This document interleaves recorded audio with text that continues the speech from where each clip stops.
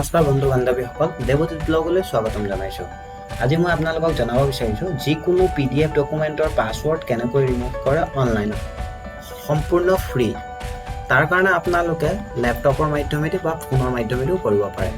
Laptop বা ফোনৰ যিকোনো এটা ব্ৰাউজাৰত যাব, ব্ৰাউজাৰত গৈ পেলাই আপোনালোকে টাইপ কৰিব pdfcandy.com। এই যিটো ৱেবছাইট আছে, এই ৱেবছাইটৰ লিংকটো মোৰ চেনেলৰ ডেছক্ৰিপশ্যন বক্সত আপোনালোকে পাই যাব, তাৰ পৰা আপোনালোকে চেক কৰিব পাৰে। এই যিটো ৱেবছাইট আছে, এই ৱেবছাইটটো pdfcandy.com, এই ৱেবছাইটটো এনেকুৱা ধৰণৰ দেখা যায়।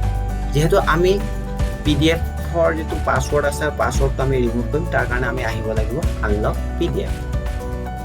আনলক PDFত অহাৰ পিছত ফাইলটো এড কৰিব লাগিব। এই এড ফাইলত ক্লিক কৰিব। আপোনাৰ মোবাইলৰ বা লেপটপৰ য'ত ফাইলটো আছে, যিটো ফাইল আপুনি আনলক কৰিব বিচাৰিছে, সেই ফাইলটো ইনপুট কৰিব। ইনপুট কৰাৰ পিছত আপোনাৰ পেজটো এনেদৰে দেখা যাব। তাৰপিছত আপোনালোকে আনলক PDFত ক্লিক কৰিব লাগিব। আনলক PDFত ক্লিক কৰি কিছু সময় ৱেইট কৰিব।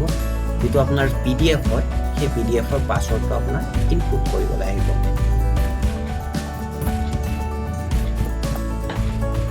PDFৰ পাছৱৰ্ডটো ইনপুট কৰাৰ পিছত আনলকত আপোনালোকে ক্লিক কৰিব লাগিব। আনলকত ক্লিক কৰাৰ পিছত কিছু সময় আপোনালোকে ৱেইট কৰিব। ৱেইট কৰাৰ পিছত আপোনাৰ ইয়াত নটিফিকেশ্যন আহি যাব যে আপোনাৰ যিটো ডকুমেণ্ট দিছিলে, সেই ডকুমেণ্টছৰ পাছৱৰ্ডটো ৰিমুভ হৈছে বুলি। তাৰপিছত আপোনালোকে ডাউনলোড ফাইলত ক্লিক কৰিব পাৰে আৰু ফাইলটো আপোনালোকে ডাউনলোড কৰিব। ভিডিঅ'টো ইমানেই। ভৱিষ্যতলৈ যদি এনেধৰণৰ ভিডিঅ' আপোনালোকে চাব বিচাৰে, তেনেহ'লে চেনেলটো ছাবস্ক্ৰাইব কৰি ল'ব। ঘৰতে থাকক, সুস্থ থাকক। ধন্যবাদ।